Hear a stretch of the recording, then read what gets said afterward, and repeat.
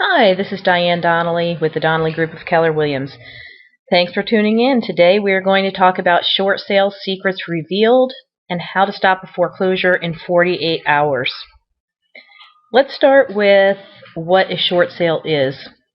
It is basically when a seller has found himself in a hardship and needs to ask the bank to accept a payoff less than what they actually owe. So in other words, if you owe the bank $300,000 and the market doesn't support that, and you can only sell for $250,000, there's a $50,000 deficit, which is the loss. And that's keeping things very, very simple because there's additional fees that could be tacked on to that, but that's the general basis of a short sale.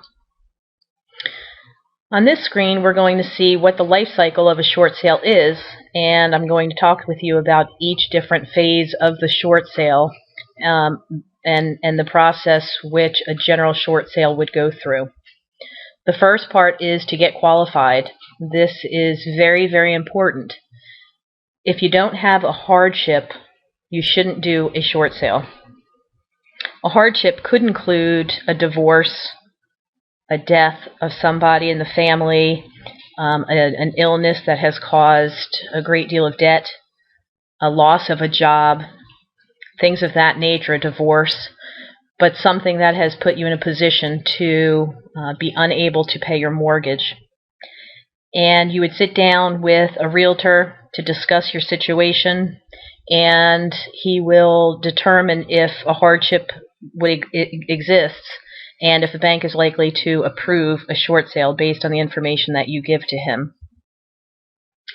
The next one is to gather documents. There's quite a bit of information that's going to be necessary. You're going to need 2 years W-2s, 2 years of tax returns, 3 months of bank statements, 3 months of pay stubs. You'll need a hardship letter to delineate why it is you are facing a hardship, and you'll need an authorization letter giving your authority for your realtor or a third-party negotiator to facilitate with the short sale. In addition to those documents, you'll also need to fill out a regular listing agreement for the realtor and some bank-specific paperwork that may be required. You're going to list your home with a realtor, a qualified realtor. It's very, very important. This isn't the time to, ask your neighbor down the street who only sells one home a year if they would be willing to work with you on this. A short sale is very, very difficult. It's very different than a regular sale, and it needs to be listed by a person who knows how to navigate the rough road ahead. You put the house on the market and you receive an offer, and you're still the seller, so you will sign off on it if you like the terms of the offer. Once you sign off on it, it gets sent to the bank or to the banks, and we're asking them for their approval on it. This is the part that takes a very, very long time. We're going to send it. Some agents want to facilitate on their own with the banks, and some agents send it to a third-party negotiator, and the third-party negotiator negotiates the contract from beginning to end until you go to settlement. And again, this is the part that's going to take some time, and we ask for your patience. There's a lot going on.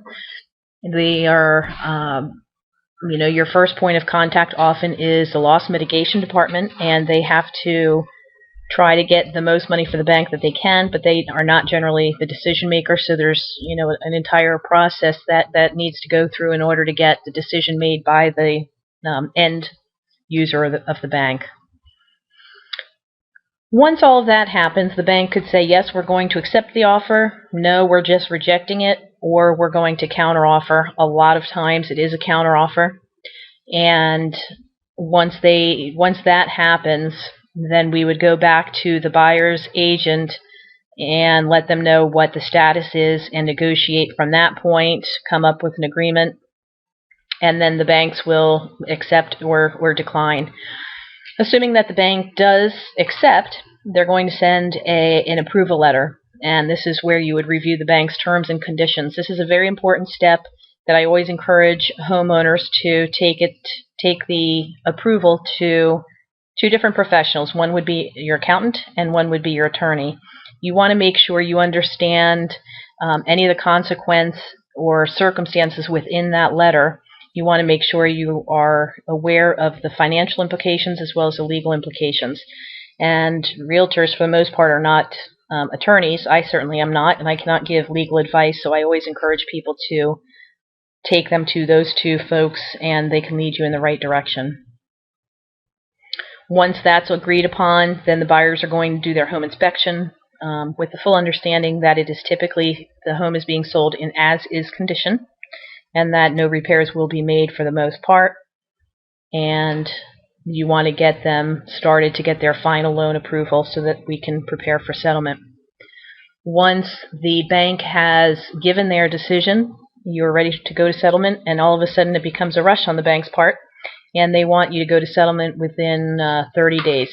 And so that part is a push, and that's a big congratulations for you, because now your hardship is going to be behind you. The home is going to be sold now. You can start anew. And, in some cases, I have seen people buy a home after a few months of a short sale, up to a few years after a short sale. It depends on how the bank determines what they're going to say to the creditors when the creditors ask how the loan was paid off. There's some specifics about that. So I hope that this gives you a little bit of insight into a short sale, what it is, how it works. And I want to leave you with one thought. A lot of people ask me, well, why in the world would a bank be willing to do that? And the reason is simple. It is not because they're altruistic or they feel badly that you have gone through a hardship. It is simply the math. It is more lucrative for them to accept a short sale rather than you going into a foreclosure, because there's so many additional fees, and the market perceives a foreclosure as the opportunity to really get a very good deal, and the offers are generally much lower. Additionally, the more non-performing assets that a bank has on the books, the less money that they're able to lend out, which is where they make their profit. Additionally, if there are too many non-performing assets, which is a short sale or foreclosure, if they have too many, they can be audited, which they and all of us like to avoid. So here on this screen, you'll see, as a bonus for joining me today, if you go to my website, getshortsalesold.com, you can download immediately a free report about short sales and the process. And on this screen, you will see my contact information. Again, I'm Diane Donnelly with the Donnelly Group of Keller Williams. I am a certified distressed property expert. I have information here in different ways to reach me. You can call me on my cell. You can call me on my office. You can go through either of my two websites that you see here, getshortsalesold.com or tdgmoves.com. If you're not in my local area, I would be happy to do the research for you for finding top realtors in your area that are successful short sale experts. So please feel free to reach out, and I'd be happy to help you with that as well. Thanks so much for tuning in, and look forward to seeing you on the next one.